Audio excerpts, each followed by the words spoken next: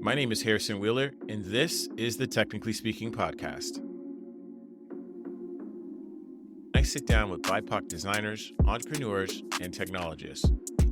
We discuss careers, triumphs, their resilience, and the why behind their decisions. Before we get started with the show, I just wanted to plug our Patreon. If you like what you're listening to and you want to support the podcast, for as low as $3, you can contribute monthly to help support the production of the show. You can contribute today by heading over to patreon.com/technicallyspeakinghw. I'll also include the link in the show notes. Kendall Howse, also known in his circle as Boo Boo, is a senior designer, illustrator, and musician. He shares his journey from being a DIY punk rock musician to becoming a designer. He talks about his love for Dungeons and Dragons and how it has become a platform for cooperative storytelling and communication. Kendall also talks about the influence of comics and alternative culture on his creative expression. He emphasizes the importance of community and collaboration in design and shares his experience in advocating for diversity and inclusion in the tech industry. Let's get into it. My guest today is Kendall Boo Boo Howse, located in Oakland, California. Welcome to the show. Senior designer, illustrator, musician. You do a lot. We'll get into it, but how are you doing today? I'm doing really well, thank you. Enjoying looking out the window, seeing the rain, knowing that it's not going to be enough to do anything about the drought conditions that we have, but still it's nice to get a little damp every once in a while. Thanks so much for having me. Yeah, of course. And for people that are listening, I was talking about, obviously these episodes come out a little bit later than when they're recorded. It's really interesting. It turned into November and it started raining and we got daylight savings time all at the same time. So it's like we just snapped in the fall. Briefly, I'm sure we'll be back to spring in no time. Probably. So look, I want to get started in a few icebreaker questions before we get into the meat of the show. And I always love to kick off the show with this question. What is something that you are currently obsessed with? Right now, to be honest, I am currently obsessed with Dungeons and Dragons. Okay. I've played D&D when I was real young back in the 80s. It was super geeky. It was pretty technical and it was a pretty cutthroat. I have a puppy off camera right now. And as soon as I get on a meeting is when she decides it's time to wreck house. I thought that I'd be better than some of your other guests that didn't have animal interruptions, but we're all human. Just give me 1 second. Yeah, we were talking before the show about David Silva. He actually had a pet bird that was chirping in the background the whole time. Yes. So it's all good. Maybe I'll just give your puppy credit on the listener notes. Sounds great. Her name is Binti. There we go. She's a terror. But yeah, so Dungeons and Dragons, when I was a kid, it was a very competitive game and it was about as far from inclusive as you could get. I enjoyed it some, but as I got older, I started trying to play with people I didn't know. I just found it was just really an unwelcoming community. And so I quit playing when I was around 14. And in all of the years since then, they've gone through several editions. And the newest version and incarnation of it is just so much more inclusive. It's so much more about cooperative storytelling and improvisation and less about head-to-head competition. And as far as facilitation goes, it's such an amazing venue and proving ground to work on communication, to work on group dynamics, and to really work on cooperative goal setting. And it's wildly fun. So I've been a dungeon master on a campaign for just over a year now, and it's a blast. And just like in any other, what is a dungeon master? You gotta. I'm not familiar with all these terms. Sorry about that. So pretty much the game of Dungeons and Dragons or any tabletop role-playing game, one player creates a world or a story or uses one that they buy. But they're narrating what's going on in the story, and they're setting the rules, they're setting the scope and the dynamics of the gameplay. And then the other players are embodying characters that are interacting with that setting. And so the dungeon master, the game master, the DM, as we get away from using the term master as much as possible, it's less master-slave dynamic, and it's more master as in controller or say any language like knowledge. Yes. And so it is the facilitator, essentially, the one who sets the stage, sets the scope, and then manages and guides all the gameplay within it.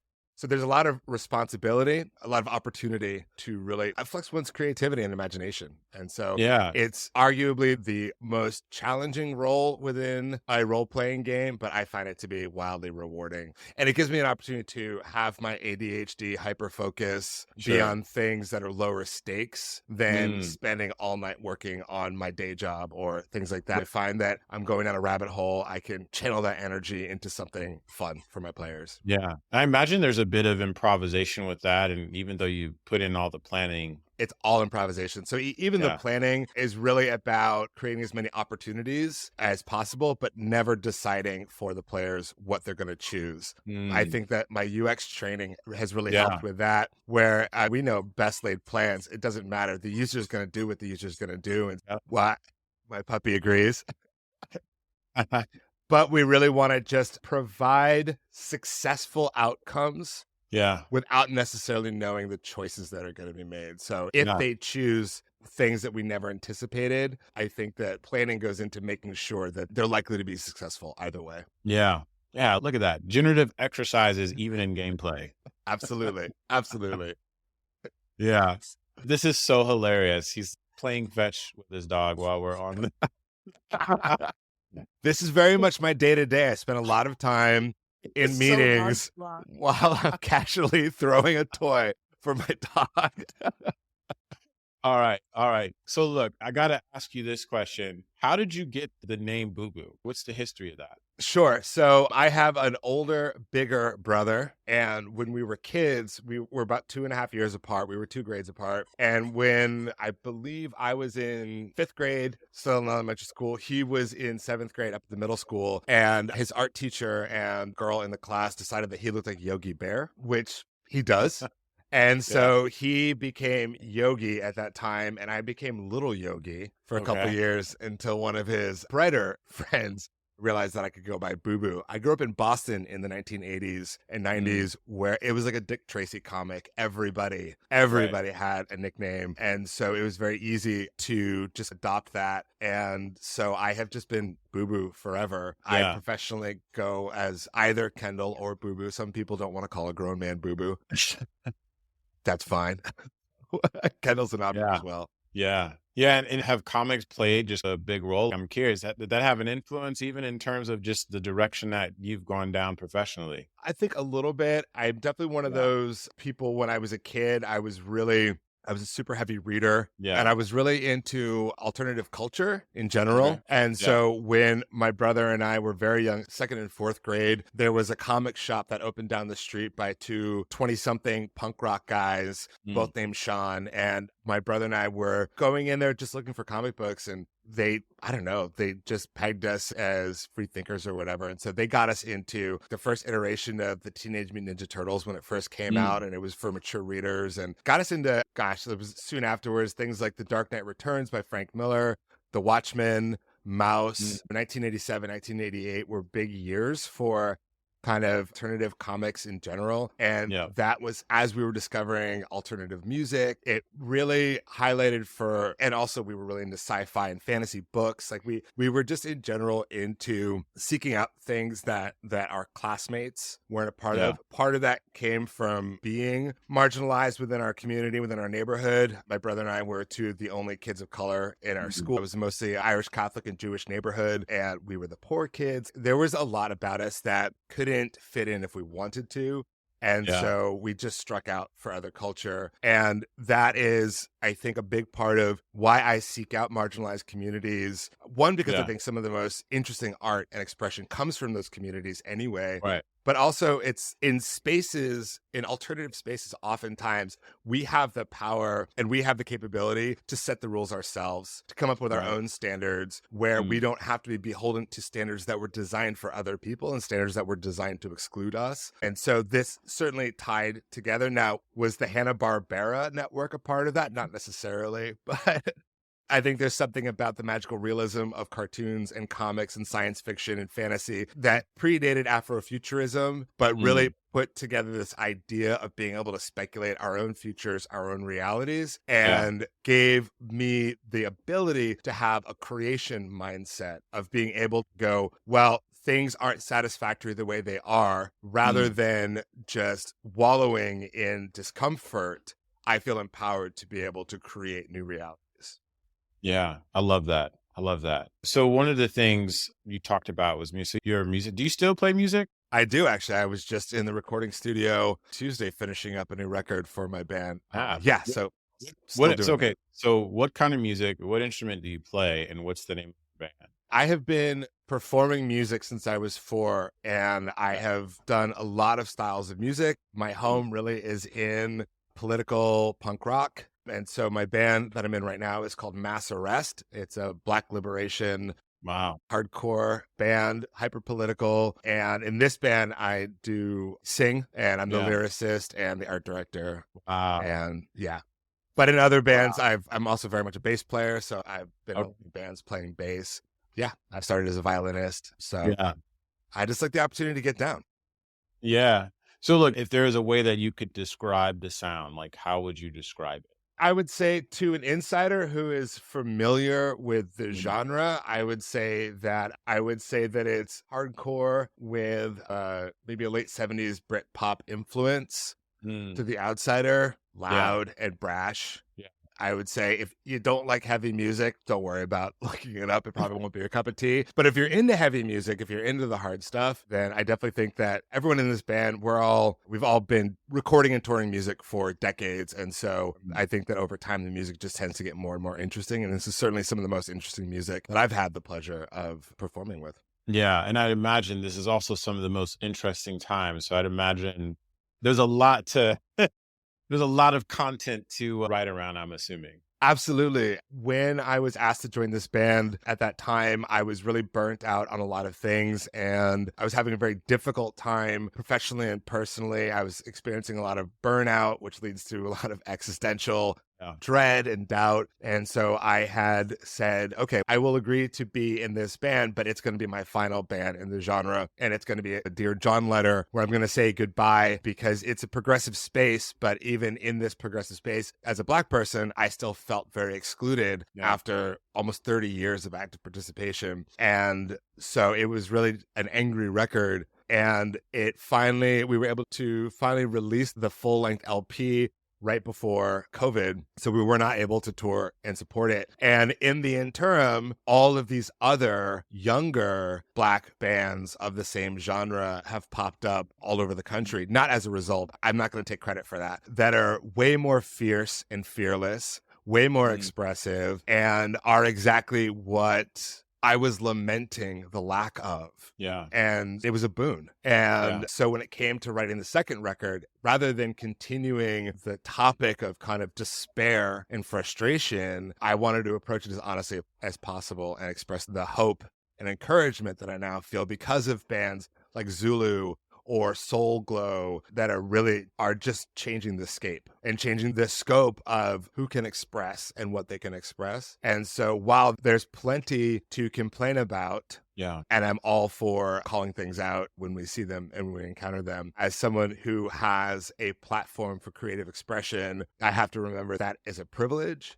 And I Mhm. choose to use that then to be in communication with people like me who maybe are younger or don't have that privilege as an opportunity to encourage, right? Before the murder of George Floyd, it was very hard to get a broadly platformed message about the unfairness, inequities, and injustices that we encounter, both Right. personally and systemically. That's Mm, not the case right now. And yeah. so rather than me using my platform to continue that message on that level, it was a great opportunity then to be able to get a little more niche, a little more focused, and talk Mm, directly to an audience that doesn't get talked to very often. wow. That's a very powerful story. And I think there's some learnings to that, though. I think like sometimes navigating that space solo, you get ingrained in the weight that you're surrounded with. I think as doors start to open for other folks that are a lot younger, it's almost incumbent to at least not project that onto them. I think that's a big piece of learning because Absolutely. there's just so much that we have to deal with. How can you not, what's the word, internalize it, right? Absolutely. And I do not want to position myself as a mentor or an elder in this, because that I think is viewed as a one-way kind of relationship. And I think it's really incumbent as well for those of us who have been doing anything for longer to also be informed by the newer influences as well. And so it's really important for me to highlight, like the bands that I mentioned, how inspired I am by them, how uplifted I am by them, because these are avenues of information and expression that weren't available to me before. And so it is crucial for me to be able to learn from them, because the myths of American individualism and exceptionalism are harmful tools of oppression. And if I believe that I am to do this alone, if I believe that the best ideas available to me are already in my head, I am doomed to fail. And that's very much by design. And so I believe very firmly it's only when we work within community, it's only when we work in fellowship, and it's only when we really are in a system of exchange that we have the opportunity to grow and to succeed. But this notion that I have to be isolated and figure it out on my own, and nonsense about bootstraps or whatever, that's designed to make me think that if I'm not already succeeding, then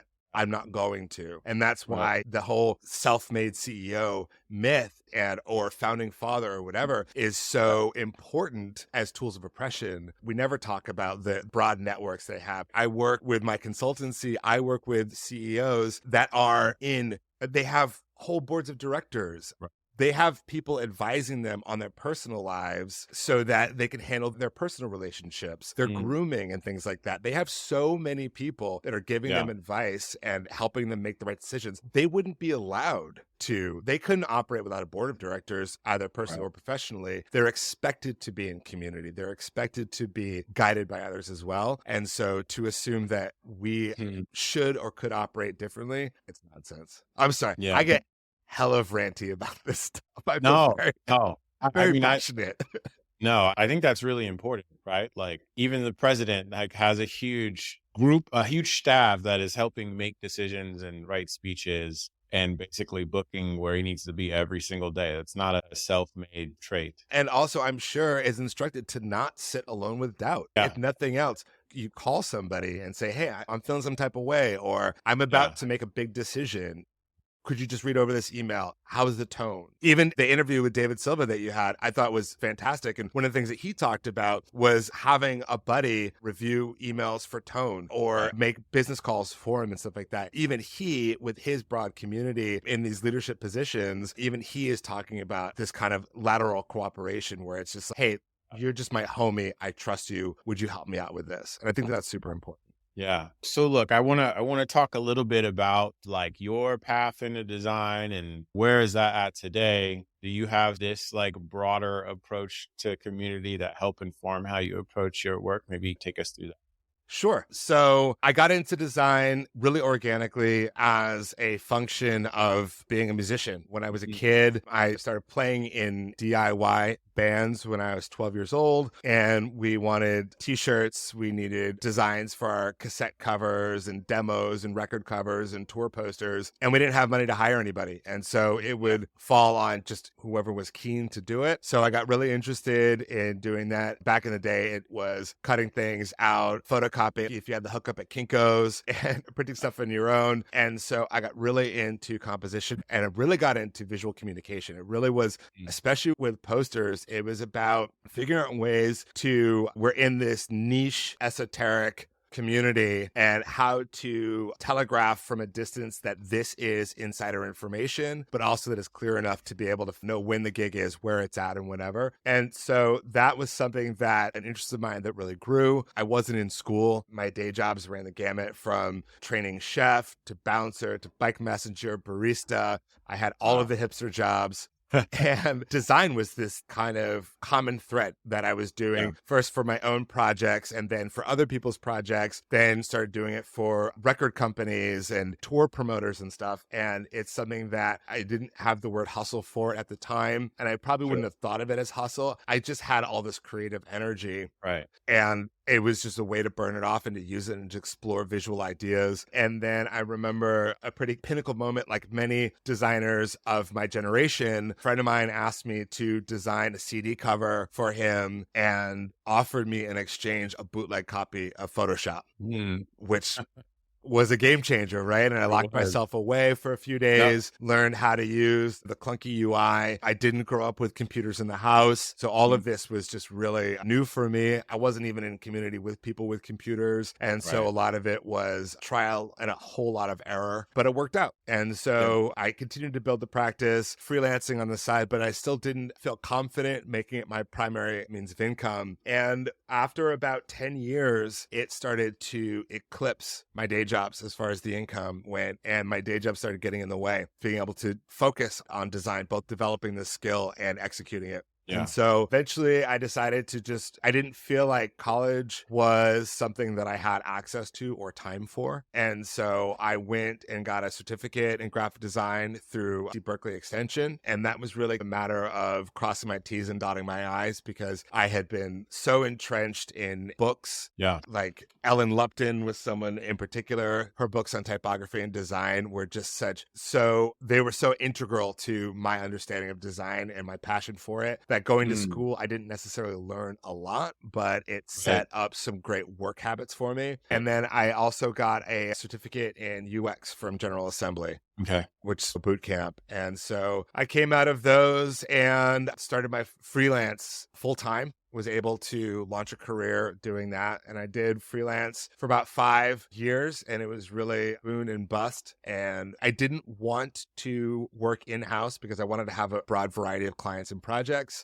Yeah. And I didn't want to work for tech because one, I lived in West Oakland and I was watching the community of West Oakland just be absolutely decimated through aggressive gentrification. And also because I knew of tech as a really toxic environment. At the time, a lot of my radical work was focused in feminism. And I was just seeing firsthand how toxic masculinity and sexism were really making it an awful place for women, femmes, and non-male identified people to work. And I didn't want to participate in that. And then I got broke. I had one winter where all of my clients, without telling me, winter. It sure was. And everybody stopped paying invoices in October. They didn't want to report expenditures for the fourth quarter. And so they all put off paying until the new year without telling me. And so I was getting 70 to 80 billable hours a week and I was busting my butt and nobody was paying me. And I almost lost my home. Wow. And as someone who grew up poor, that I always feel like I'm one bad day from the streets, no matter how successful I get in that moment. It was really acute for me. I have a friend who is an anarchist, a radical open source hacker, and someone whose politics I believe firmly in. I believe in his ethics. And he was working for a little company, a little startup called CoreOS in San Francisco, and invited me to apply for an in-house position there, doing both graphic and UX design. And at the time, it was just a design team of 2 people. I think there were 65 employees at the time. And so I did an interview process with them, came on board, and 2 years later, we were acquired by Red Hat. 6 months later, Red Hat was acquired by IBM. Wow. It's just... a whole lot of big fish eating a bunch of little fish. Yeah, exactly. Yeah. But of course, I hit the ground running in that I already knew that I was concerned that these spaces were not inclusive. And I also believe very much that whenever anybody with a marginalized identity comes to the door, we really should be holding the door open for others. Yeah. And so immediately I helped co-form a diversity council at CoreOS where we hired Val Aurora and Frameship Consulting to come in and give an ally skills workshop. I was so blown away by that workshop that I talked the company into paying for me to do a train the trainers to learn how to facilitate that workshop. That began my working relationship with Frameshift Consulting, with whom I am a consultant now. And so it's not a coincidence to me that my career in tech and my career as an inclusion and radical advocacy, a facilitator and consultant, have been completely hand in hand and parallel. Because they have informed each other the whole time.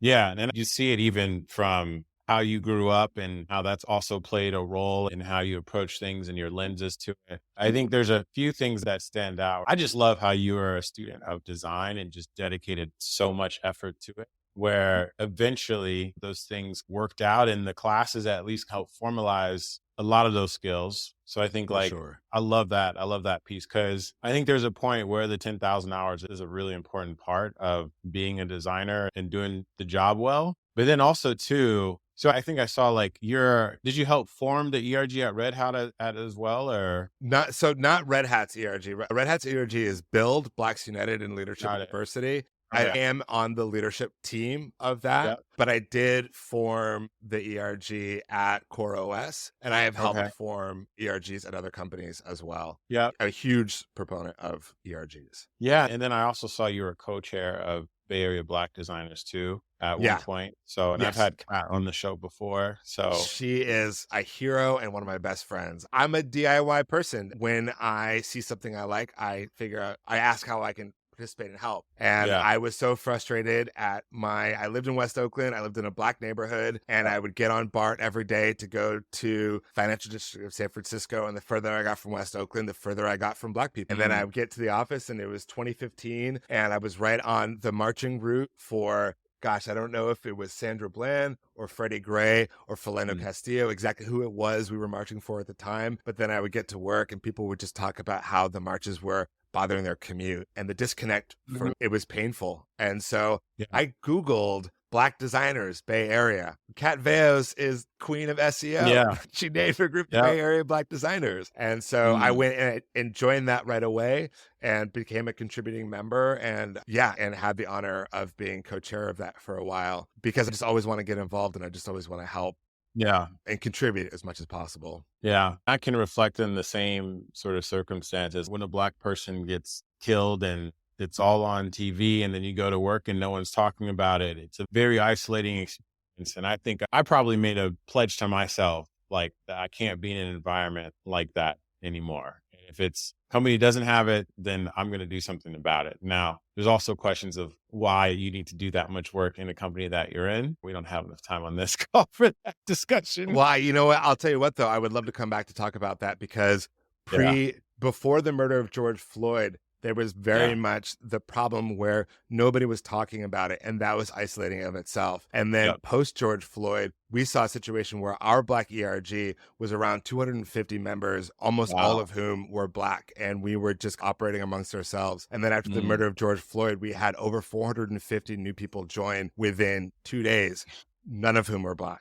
And the energy that they brought in was, you need to teach us right now. Yes. You need, and not only that, but the demands were very much, it needs to be curated specifically. It needs to be couture for us. The one thing in particular was, we need an allyship educational library. And I said, I'm very happy to help put together a library. A lot of Black people, we went to the same public schools. We learned the same mythological history. We need to be educated as well. Everybody should be reading Isabella Wilkerson. Everybody should be reading Kimberly Crenshaw. This is not, and very few of us are raised with it. So why does it need to be an allyship resource library? Why can't it just be a resource library? And the answer was pretty clear, was that it had to be very obvious that it was creative for and welcoming to non-Black folks. And so then the new isolation that came in was, we were navigating the very real emotional impacts of what were going on, but we were also being expected, in addition to our day jobs, which we were already marginalized within, we were now also tasked with the role of having to impersonally,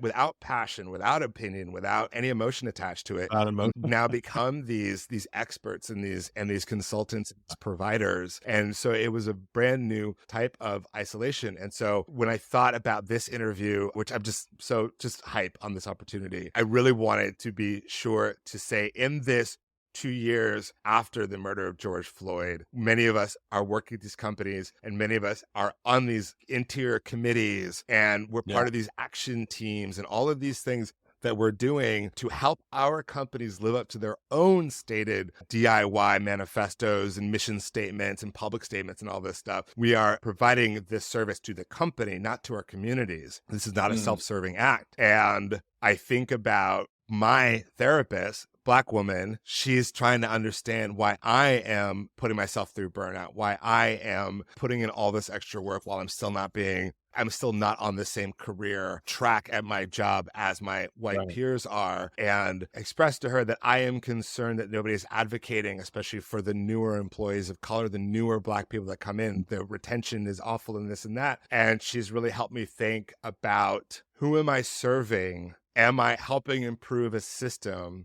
Or am I helping conceal the problems of a system? I making somebody's experience better, or am I actively keeping them from seeking a better experience? Maybe this place with all this work isn't the right place. And my work in these efforts, are they actually benefiting individuals or not? And if they're not, then maybe I need to step back and examine this work that isn't design, that isn't the things that I've been hired for, and consider how they are taxing me spiritually, how they're taxing me physically, how they're taxing me emotionally, how much time I'm spending when I'm not at work thinking about it, laying awake at night, personalizing it. Perhaps I'm not actually in service of the people that I have thought. Does that make sense? Yeah, it makes a ton of sense. I'll close out on this piece. Like, I think one of the interesting parts about that is I think if you took yourself out of the situation, take yourself out of the role that you're playing, if you weren't there,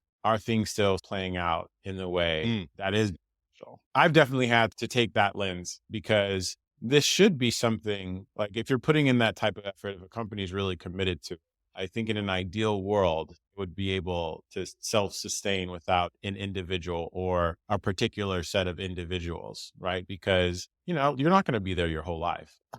Yeah, I think these are some really interesting thoughts, very thought-provoking. I do want to say that systemic change is incremental. It is slow. It's not a game of yardage. It is a game of inches, for sure. But every once in a while, we do need to take stock and see if there has actual been progress forward.